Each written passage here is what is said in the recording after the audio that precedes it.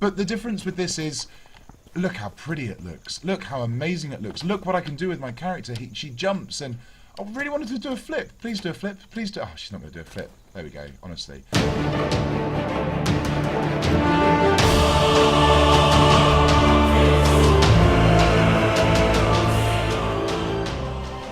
Hello, geek and geekettes, and welcome to another edition of the Geekstation with me, Mr. Sinn Sinny. Today, we are playing Everquest Next Landmark, and oh, I cannot tell you, this is a real landmark moment for me myself. And very simply, the reason is that I got this game on Friday, and I've had to buy a new PC to play it. So we are now on my new rig, which is amazing, and I am showing you this game. So I'm just going to go straight into it, and I'll go through the game, I'll talk about it, and then I'll tell you why I absolutely love it. So for those of you that aren't aware, this is Everquest Next Landmark. This is a part of a two-pronged attack by Sony Online Entertainment to, in my opinion, basically produce the first ever truly next generation MMO, massively multiplayer online game. And let me try and explain basically what they're doing. So they are rebooting Everquest, the classic MMO, which some of you may have played. I dipped into it a tiny amount a good few years ago now, but really the only MMO I ever got into was WoW. But yeah, so they're rebooting EverQuest, and what they've done is they've created an entirely new engine, which is what we are now seeing, which is voxel based. Now, for those of you that aren't aware of what a voxel engine is, think Minecraft. I shall take out my pick here, and I'm just going to start mining into the side of this hill. Mining the stone, and as you can see, it breaks into tiny little pieces that you then collect in your inventory. Sound familiar? The way to describe this game is this is Minecraft on crack. This is everything that Minecraft wants to be and just better. I mean, I know that they are two very, very different games, but it is hard to avoid the comparison, really. So yeah, Sony Online Entertainment have made this voxel engine, which, as you can see, is incredible, and they are making two games out of it. The first one is a free-to-play MMO called Everquest Next. I think it's being released at the end of the year. I've seen some awesome videos. You may have seen their E3 tech demo of the characters and the heroic movements and such. It's just absolutely amazing. So I'm just coming up here. I'm just going to mine this bit of copper I've just seen here. Hello. So yes, and then the second part is this, which is Everquest Next Landmark, which is the most powerful set of building tools I have ever seen. Basically, the idea is that you spawn in this world, which is a massively multiplayer world. Hang on, let me show you the map, actually. Here we go. So you spawn in the centre with loads of other people, and this map is 2 miles by 2 miles by 1 mile deep. So it's absolutely huge. And there are, hundreds of these little shards on loads of different servers. And there are different tiers of server as well. So you'll notice here I'm on a tier 1 server, tier 1 and tier 2 and tier 3. You get different resources. So it forces you to go out into the world and explore. And obviously mine the materials. And then once you've mined the materials, you can then pick a spot on the map anywhere. I will show you my spot down here in a sec. And all these different flag icons here are different people. Now this server is actually relatively empty compared to some of the servers I've seen, but that's half the fun. So you go around the world, you pick out your most perfect spot, exactly where you want to build, and you lay down what they call your claim flag. And then once you've put down your claim flag, you can then start building. And this is where this game comes into its own. Now I have to say, I'm sorry, right now at this precise moment, I have built absolutely nothing. But that's only because I've only just been able to play this game, as I said, because I had to buy an entirely new PC in order to run it. It's not very well optimized, and you do need, I mean, I had a GTX 650 and I couldn't even play everything on the lowest setting without it lagging out. I've now upgraded to a 760 and I'm getting a steady 30 frames per second, so I'm happy with that. And as I say, it's not very well optimized. These graphics are on ultra at the moment, so again, you know, I'm sure they're going to do some tweaks and such. But yeah, so basically once you've got your plot, this is my plot of land, which is designated by this lovely kind of blue shield around it, which only I can see. And then you can literally just start building. So as you go through the world, you collect all these materials. So, you know, I've got some copper, some tin, I've got some wood down here. I've got 4,418. They're just plain plank wood, just plain wood, and then you can build planks and such, and which I don't think I've got any of yet at the moment. And then you can use those materials then, basically, obviously, to build stuff. So if I go for this, if I just show you, let's go for some plain wood tiles. I think that's probably going to be the best thing, isn't it? Let's select the building tool. Now, what I want to do is down here, I want to kind of build like a little area to house these bits. As you can see, I've kind of started here. I didn't really know what I was doing there, so I don't know. But let me show you. So you've got these select tools. So I've got, down here, I've got the add tool, the delete tool, and the heal tool. And there are many more tools that you can make. What you have to do is you have to craft them. And you craft them on these crafting benches. I only have 2 at the moment. There is a whole selection of them. I'll show you some of the others in a sec. So from the stone forge I can build the selection tool, for example. That is exactly what it sounds like. It means that I can select anything within my claim and then delete it, resize it, move it, change it, whatever. But you need the resources in order to get that. So even the building tools that you use, we're not just talking about, you know, upgrading like you do in Minecraft, you know, upgrading your pickaxe to the next lot up. So here it's stone, bronze, iron and silver steel. You know, obviously in Minecraft it's, you know, wood, stone, what comes after stone? Christ, iron / gold and then diamond.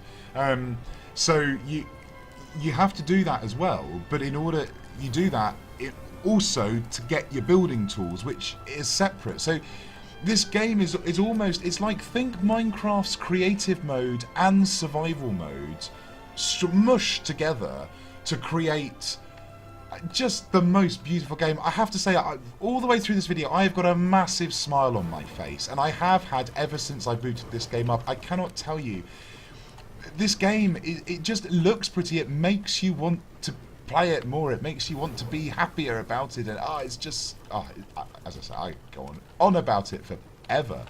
So I'm going to place a block here. I want to show you this. I want to show you the placing of the blocks. So I can resize my blocks like this. And there we go. And then I just place. Oh, place. And there you can see I've placed. Oh, I'm trying to get this bloody thing's in the way. I'm trying to come round this side and show you. Christ. There we go. So as you can see, I've now just built a little bit along there. Nice and simple. Now there are a lot more powerful tools. All I literally have are the add, the delete, and the heal tool. So, I mean, I can do the most basic of things. I mean, if I show you, if I change to a sphere, and we'll go for some grass, and here, you know, I can just literally, I can just start adding these here, just make a little, you know, and this is on my plot. I can do anything I want on my plot. There you go. I've just created whatever that is. Let's be a bit more. There we go. Now, you may have seen some of the videos. You've seen people terraforming the landscape. Those tools are coming. So the ability to change the type of biome you're on, to make it snowy. If you want to go up, you know, to the top of the highest mountain and, you know, and turn it into a snow-capped mountain, you can do that. And obviously, you know, like any good editor, if you make a mistake, you Control-Z it, and all your work gets disappeared. Now, the best thing about this is you can obviously only build in your area. So if I go out of this area and select the selection tool, you notice that I can't build anything now. I can't build anything. If I select the delete tool, I can't delete anything. But the moment I come back in here, now I can start to literally delete bits of the ground like this and just make a hole. There we go. So it made a hole. Now obviously I can either undo that or I could fill that. If I change the tool now to this, I can now fill that in with dirt or grass. I think I've got selected, haven't I? And then I've got this wonderful tool called the heal tool. And if I select the heal tool, make this slightly bigger, I think, and I can do this, and it just heals over the area, as though what I did never happened. So yeah, and the other thing is as well, you can't. So for example, if I take my pickaxe out, I can't mine this area. I can't dig this area out because I can just select it and delete it. But if I come here, obviously I can start digging into the ground here. So you get the idea. So let me show you what you can actually do in this game, what this game is actually capable of. When I was looking for my plot, let me just look at the map. Oh, it's just up here, yeah. When I was going through the world, when I first spawned in looking for my plot, I came across this guy. I really want to show you this. This is what I want to be able to build in Minecraft, in EverQuest, in any of these types of games. I would love to be able to build something like this. I don't think I have the creative, I don't know, necessary creative juices, or shall we say? We'll find out though. I'm going to be doing a series on these videos. This is going to replace my Nether series. Nether at the moment has got a bit stale. There isn't really a lot more to the game at the moment, so we're going to wait, both me and Kings, we're going to wait a couple of weeks, wait for the next update, which is going to introduce tribes and such, and we'll dive into that. But yes, this is someone's house that is obviously a work in progress, but look, it just looks incredible. So he's started to build this little entranceway. This is Devlik. Hello, Devlik. If you are watching, I'm sure you're not, but your place is amazing. Nice little entranceway. Now this is cool. This is his workshop. This is the first room he builds. Now you'll see this. So these are all the kind of the different benches you can build. So obviously I've got this one, which I think is like copper reinforced saw tables. That's for working with your wood. Your basic stone forge to make all your ingots and such. And then you get these ones. So this is a tin trimmed workbench, and that just basically, that gets you the marble. What else can you build here? Here you go, rustic pillows, you know, curvy pillows, all lovely. These are what they call props. Now props are things such as the fireplace here, the torch here is, that's a prop. And also things like the chandeliers and such. Let me show you one of the chandeliers here. Here we go. So the chandelier there, that's a prop. I mean, they just look absolutely lovely. Let me just have a little walk around this guy's house. Obviously, he's a lovely staircase here. Oh, that's new. Last time I was here, that wall wasn't there. So he's obviously been on since I last logged in. I quite like this guy's build because I think he's planning to incorporate this tree. And there's another couple of trees as well, which he hasn't deleted. There's one here. I think he's just going to keep that. Either that, or he hasn't actually built a selection tool, so he can't, delete it. I don't know. But when you set down your claim, oh, what's down here? Oh, this looks good. And he's built this awesome tower as well. Look at that. I'm so impressed with the building tools. The best thing about it as well is very much like Second Life, if you've ever played that, if you're aware of what it is. All the stuff that you can create, you will be able to take a copy of the template of, upload it to the player workshop, and then other people can download it for a fee if you are so inclined. So there's money making abilities in this game. There's going to be a huge market for people that make the most amazing buildings, and then other people want to put those on their claim. And not only that, but Sony Entertainment have also said that there is a possibility, in fact I think this is their kind of one of their biggest selling points, that the buildings created in Everquest Next Landmark, some of them have the potential to be put into the actual MMO Everquest Next when it launches. Now that, if you are a builder, or if you are, you think you are creative, for me is a massive selling point. Because can you imagine designing something in this game and then putting it online, and then suddenly you've got people doing raids in it or something like that? I mean, how awesome is that going to be? So this game, as I say, has huge potential, and I'm just so very excited, and not just about the building tools. What's good about this is, in order to go out and get the materials that I'm going to need, I'm going to have to go out and go into the world, whether that be mining, which at the moment currently all the resources that you find are all found on the top level, but I know that part of the roadmap, because this is only literally early alpha, it's only been out I think now 10 days or something, they will eventually put all the materials in the ground. So you will find things like copper and tin and iron on close to the surface, just like in Minecraft, where you'll find, coal and stuff on the surface. But if you want, the diamonds, or in Everquest's case, if you want the mithril, you're going to have to dig down a mile all the way into the ground. I mean, anyone think of Balrogs and they dug too deep? I mean, how awesome is that?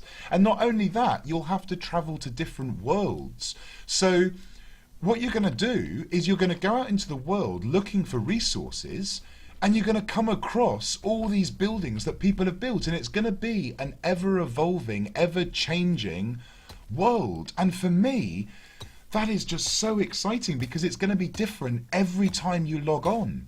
And if you get bored of the area that you're in, you can either pick up your claim flag and move on, or one of the updates that they're planning for the future, you're going to be able to craft a new claim flag and then go and set out another claim somewhere.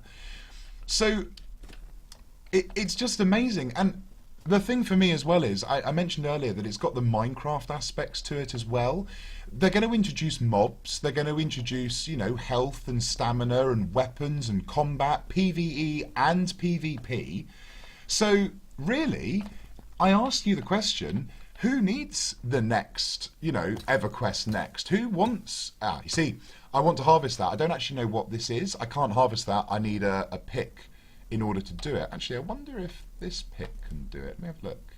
Because this is the next tier up. Allows me to mine... Aha! There we go. See, mining that material. And that is... aquamarine. Lovely. Yeah, who needs the MMO? I mean, what's the MMO going to give you? It's going to give you character progression in terms of obviously your classic RPG elements and quests. Well, to be honest with you, a lot of the time, while I like the quests, one of the things I love about MMOs, and one of the reasons I'm so excited, for example, about the Elder Scrolls, is the exploration, is the ability to go through the world and just explore. Well, here, you're going to have hundreds of servers where every single one is completely different. It's user-generated content. It's going to be incredible. The other thing I wanted to show you as well was, if you look around here, this is a good example, you notice these rocks are a bit jagged. Well, this is where someone has started mining. And they've just taken a chunk out of the world, and of course then just moved on, as exactly you do in Minecraft. I don't know if any of you have spent much time on Minecraft servers, and you'll walk around and you'll see this massive hole where someone has dug out all the material. Well, that's like this. Well, that's a shame there's some artifacting there, isn't that? That's a bit disappointing. But if I come along here, take out my axe, I'm going to start mining. I think this is tin, I think I'm getting here. Tin, yeah. So I'm going to mine all this tin. I'm going to dig a big hole in the ground. That hole... why have we stopped? There we go, keep going. That hole is going to stay there forever, until someone comes along and claims this area and fills it in, because I can't fill in this hole, not outside of my area. So I could dig a huge mine shaft, and then someone could just come down, come down after me or something. I mean, how cool is that? They are planning on introducing... see that hole, there you go, that hole I've built there, that will now stay there forever. I just think that's brilliant. They are introducing cave systems as well, so that's going to be interesting. Procedurally generated caves. I'm quite looking forward to that. At the moment, the biomes are quite simple. You kind of have this mountainous, kind of half forest, half wood area. There's also desert biomes. And I think that's it at the moment. There's no water in the game yet, but that's part of the early roadmap that they want to add. Unfortunately, at the time of recording this, it is night time. I really wanted to show you during the day. There's about a 2-hour day-night cycle, so it's actually quite a long time. But when the sun comes up and the shadows spill out, it is absolutely incredible. There is one last thing I want to show you in this video, and we'll call it then quits for today. All these trees, every single last one of these trees can be cut down. The bigger ones obviously take slightly longer, but again, I love the fact that you can come to an area and you go, I really like this, but I don't like it with all the trees. So you cut down all the trees. But what I find fantastic is that someone may have found that spot before and gone, oh, this is a nice spot, but they couldn't be bothered to cut the trees down. But you could. And then they may come across and go, oh my God, someone took the time to cut the trees down, because when you do that, it remains in the world. This is a massively multiplayer online game. This is not just you on your computer. This is a Minecraft server, or the equivalent of, for everyone to see. There we go. Mined the tree, or harvested the tree fell down, and now no tree. Now, I'm assuming there must be some mechanic for the trees to grow back over time, but at the moment, there's no more tree there. So, there you go. Now, this has been my first look on Everquest Next Landmark. If you are interested in getting this game, it is now currently available, early access. I think the absolute minimum you have to pay is about £50. I think that's about $70. I paid the maximum because I wanted all the bonus stuff that I got. I got some cool costumes. I got this awesome pickaxe which I'm using now, and plus some extra stuff. That cost me £75 or $100 for our friends across the pond. And in my humble opinion, I genuinely think it is worth it. You can apply for the closed beta, which will be opening up in a couple of months, and then of course it will go in open beta, and then the game will be released in full. I hope, I'm assuming, by the end of the year. I honestly don't know. But at the moment, if you like this game, if you like the look of this game, go out and get it. I highly recommend it. Look out, as I say, look out for the next videos in the series. I'm going to be doing lots of these videos because I'm going to be putting a lot of hours into it. But for the time being, this has been me, Mr. Sinn Sinny, showing you Everquest Next Landmark. Adios, amigos.